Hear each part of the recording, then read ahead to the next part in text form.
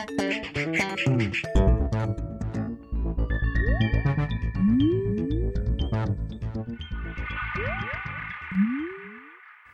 everyone, and welcome to The Vortex, where lies and falsehoods are trapped and exposed. I'm Michael Voris. Take a look at the boiling cauldron of politics and culture, and what do you notice? First, the sort of inescapable stench of putrefied morals, all being stirred by a man and his cronies whose goal is to bring Christian society to an end. The latest evidence? Elena Kagan, a sorry excuse of a Supreme Court nominee if there ever was one.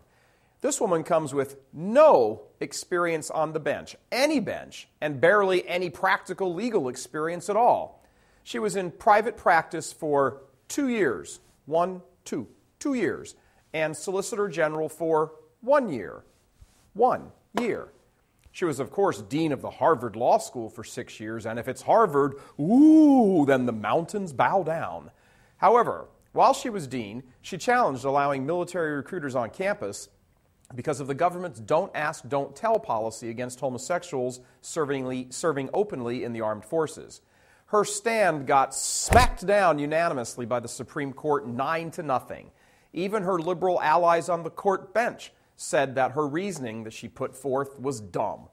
In another instance, Kagan herself wrote in a 1995 law school article that anyone being nominated to the High Court should have, in her words, mastered the art of being a judge.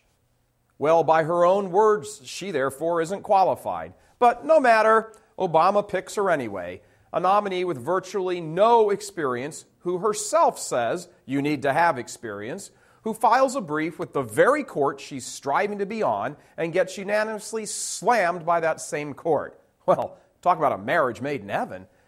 Oh, did we mention that she's a backer of abortion and gay rights? In fact, she herself is a reputed lesbian. Now, she hasn't come out and said that, but the woman who is her partner has, all over Harvard and all over Washington, D.C. Kagan is a 50-year-old Jewish lesbian who is pro-abortion and adds nothing to the court in terms of experience or intellectual gravitas. And this is who Obama says is worthy of a seat on the bench. He'd have gotten more experience if he'd have picked Judge Judy. But this isn't about law and order and ruling on the constitutionality of this case or that. It's about producing outcomes favorable to his radical agenda of destroying the Christian foundation of America.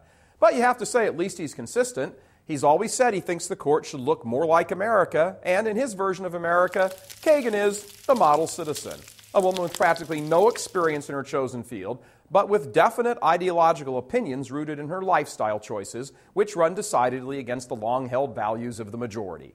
Just imagine, once the liberal radicals and weak-kneed conservatives in name only in the U.S. Senate vote her onto the court, she will walk up the steps of the United States Supreme Court, put on a black robe for the first time in her life, ever, and assume a seat on the bench, never having done that before in her life.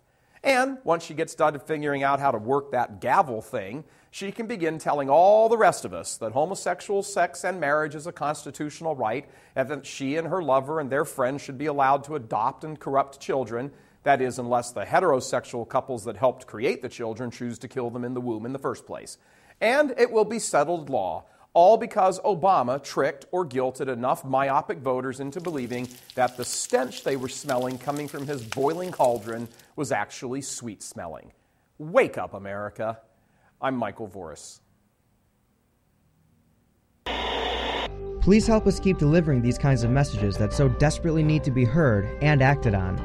Join RealCatholicTV.com today as a premium subscriber. Become immersed in the faith established by Jesus Christ. The Catholic Church is the only hope against evil because that is its God-given mission. As our Lord said, apart from me, you can do nothing. Join RealCatholicTV.com today as a premium subscriber and come to learn and love Christ more deeply.